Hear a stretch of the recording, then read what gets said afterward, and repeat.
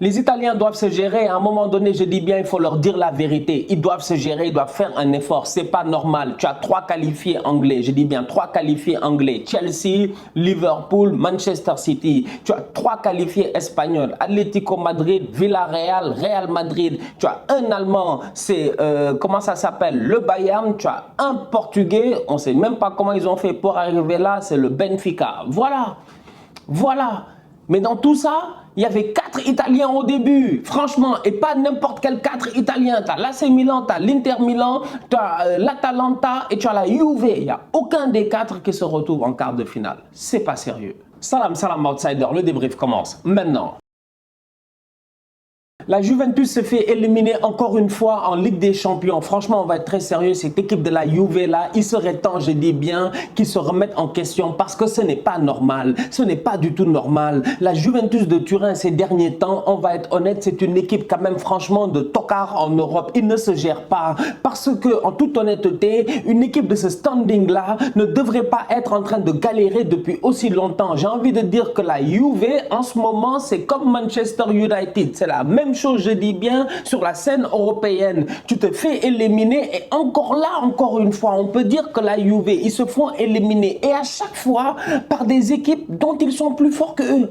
Ils sont plus forts que eux. Normalement, ils sont plus forts que eux. Normalement, la Juventus ne devait pas se faire éliminer par l'Ajax. Normalement, la Juventus ne devait pas se faire éliminer par Porto. Normalement, la Juventus ne devait pas se faire éliminer par Lyon. Et à chaque fois, ils se font éliminer. Et maintenant, c'est Villarreal. Donc aujourd'hui, franchement, je suis désolé. Cette équipe de la Juve, là, je le répète encore une fois, il serait temps qu'ils se reposent les bonnes questions. Parce qu'aujourd'hui, ce management-là, sous Max Allegri, et aussi, quand même, franchement...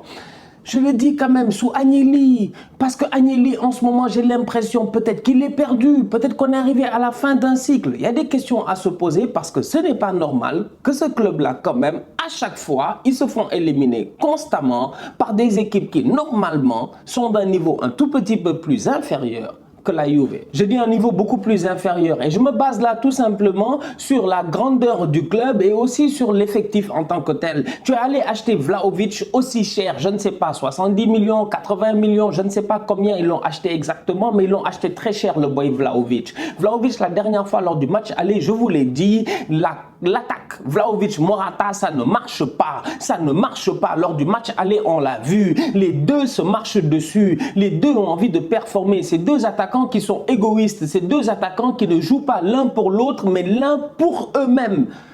Je ne sais même pas si ça se dit. Ils jouent pour eux-mêmes en fait. Ils jouent pour eux-mêmes. En toute honnêteté, Morata est là pour claquer ses buts. Vlahovic est là pour claquer ses buts. La dernière fois lors du match aller face à Villarreal, Vlahovic marque un but très très tôt dans le match.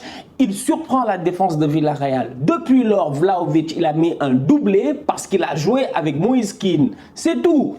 C'est tout. Mais ça fait 3-4 matchs que Vlahovic ne marque plus. Et si tu regardes bien, franchement, on va être très sérieux. Le dénominateur commun du fait que Vlahovic ne marque plus, eh ben, je suis désolé, celui qui revient constamment, c'est Morata. Morata joue, lui il marque. Vlahovic ne marque pas. On arrive aujourd'hui, on met les deux, personne ne marque. Le recrutement n'est pas bon. La logique sportive, en tout cas, n'est pas bonne. Vlahovic est un excellent joueur de football. Ça, il n'y a rien à dire par rapport à cela. Mais est-ce que l'association, elle marche? Tu me diras, ils ont des blessés. Ils ont perdu... qui est ça? Ils ont perdu McKennie. Ils ont perdu Dybala pendant un bon bout quand même ces derniers temps. Même s'il était de retour quand même aujourd'hui. Bref, ils ont eu des blessures. C'est vrai, c'est vrai. Mais les choix tactiques, je dis bien, ils reviennent quand même à l'entraîneur. Max Allegri devrait voir cela. Peut-être changer son dispositif, jouer avec un attaquant, faire une rotation. Mais pour le moment, franchement, les deux ensemble, ça ne marche pas. Ils ont été face à Villarreal pendant 90 minutes. Ils ont réussi à se créer des occasions, mais malheureusement, personne n'a marqué. Unai Emery, c'est un bandit. Franchement, on va être très sérieux. On s'y attendait pas. Et les voilà, ces gars de Villarreal là, en quart de finale de Ligue des Champions. Benfica est en quart de finale de Ligue des Champions. J'ai envie de dire, c'est les deux petits poussés en ce moment parmi toutes les autres équipes. On s'y attendait peut-être pas. Je ne sais pas qui aurait misé sur eux, mais ils sont là. Et sincèrement, je leur souhaite les deux de s'affronter l'un contre l'autre. Franchement, comme ça, au moins, il y en aura un des deux qui sera en demi-finale. Et on aura notre outsider en demi-finale, soit Villarreal, soit Benfica. Benfica. Benfica, c'est une très belle équipe. Malgré le fait qu'ils aient galéré hier face à l'Ajax, ils se sont qualifiés. Villarreal sous Unai Emery, vous-même vous le savez, Unai Emery, c'est Mister Champions League. C'est Mister, excusez-moi, c'est Mister Europa League, je m'excuse. Mais j'ai l'impression qu'il a envie de se transformer en Mister Champions League. Parce que Unai Emery des Europa League, il en a gagné en pagaille. En pagaille. L'Europa League, c'est sa compétition. C'est sa compétition. Il est venu à Arsenal et même en étant à Arsenal, il nous a amené quand même en finale d'Europa League malgré la défaite face à Chelsea à Bakou. Donc Unai Emery, honnêtement, c'est un spécialiste des compétitions européennes. Mais au-delà de cela, j'ai envie de dire, c'est un spécialiste en tant que tel de ce genre d'événement-là, de ce genre de match-là. Les matchs aller-retour où il sait très bien qu'il y a des failles chez l'adversaire, il va essayer de les exploiter. Aujourd'hui, cette équipe de Villarreal là, franchement, on va être très sérieux. En contre, ils sont très bien sortis. Au milieu de terrain, ils ont été très solides. J'ai envie de dire même qu'ils avaient à un moment donné l'avantage sur les gars de la Juve. Mais défensivement parlant, ils ont été excellents. Ils ont été excellents. Franchement, ils ont été excellents. Ils étaient solidaires, ça bougeait bien, le bloc, il coulissait bien. Franchement, il n'y a pas grand-chose à dire. C'est une équipe qui va être difficile à manœuvrer, cette équipe de Villarreal-là. Ça reste un outsider. Et en plus de cela, quand même, il ne faut pas l'oublier, ils ont un top attaquant. Gérard Moreno, c'est pas un tocard. C'est pas un tocard. Ils ont un top attaquant quand même qui est de retour en ce moment en forme. J'ai hâte de voir ce que ça va donner. Passe décisive de Serge Aurier sur la tête de Pau Torres, si je ne me trompe pas. Bravo à lui pour avoir réussi, je dis bien, à se relancer. Et quand je dis se relancer, je parle de sa carrière en club. À Tottenham, à la fin, c'était un peu compliqué. Il est arrivé en Espagne et le voilà en ce moment en quart de finale de Ligue des Champions. Sur le terrain, il sort une très belle performance. Il est décisif offensivement. Vous le savez, Serge Aurier, sur les corners, il est dangereux. Franchement, bravo à lui, c'est bien. Chelsea de son côté l'emporte 2-1 face à Lille. On va être sérieux, les Lillois, ils ont essayé, ils n'ont pas été ridicules. En toute honnêteté, ils ont tout donné. Mais aujourd'hui, tout est une question de niveau. Cette équipe de Chelsea là, non seulement en première ligue, ils sont très compétitifs. Au-delà de cela, ils sont champions en titre, je dis bien. Et on parle de la Ligue des Champions. Mais en plus, ils sont champions du monde. Cette équipe là, ils sont très bons. Malgré tous les problèmes qu'ils traversent en ce moment. C'est compliqué. Vont-ils réussir à faire un déplacement pour un match ou un autre à l'extérieur? On ne sait pas. On sait qu'en ce moment, je dis, les avoirs de Abramovich, etc.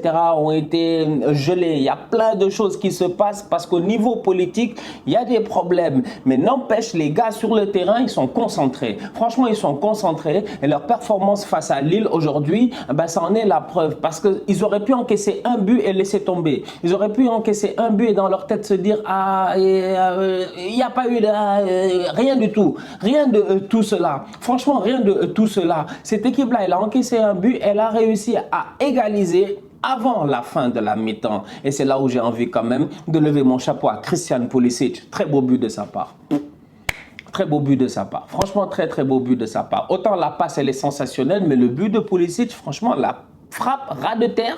Tu as l'impression que le gardien peut l'arrêter, mais en réalité, il ne peut pas l'arrêter. Le pauvre, il reste figé. Qu'est-ce qu'il y peut? Il n'y peut absolument rien. Les Blues de Chelsea s'en sortent. Ils se qualifient en quart de finale encore une fois. Voilà une équipe qui est là pour défendre son titre. Christensen est sorti vers l'heure de jeu. Chalobah est rentré. À partir du moment où Chalobah est rentré, les Lillois ont commencé à se créer des occasions. Et même durant le match, ils ont créé quelques occasions. Ils en ont profité. Chalobah n'était pas dans son meilleur jour. Pourtant, c'est un très bon joueur. En tout cas, il a eu l'occasion de nous le montrer cette année en championnat parce qu'il joue beaucoup plus. Honnêtement, le poteau, tout ça, tu te dis, bon, peut-être que Lille... En fait, j'aurais aimé du suspense. J'aurais aimé avoir un peu de suspense. J'aurais aimé que Chelsea galère un tout petit peu. On va être sérieux, c'est mon côté fan d'Arsenal qui parle. J'aurais aimé que Chelsea galère, mais ils n'ont pas galéré. Ils n'ont pas galéré, ils ont géré. Les Lillois, ils ont joué. Comme je dis, le niveau n'est pas le même. Ça se voit quand même qu'il y en a un qui a gagné la compétition et il y en a un autre qui joue son premier huitième de finale depuis Mathusalem. Donc, bravo les Blues. On les revoit en championnat. On a hâte de voir ce que ça va donner. La famille, on se capte très bientôt pour un nouveau débrief. D'ici là, on continue à liker, on continue à partager. On s'abonne, on s'abonne, on s'abonne. On est ensemble, on reste en santé, c'est le plus important. Tous outsiders.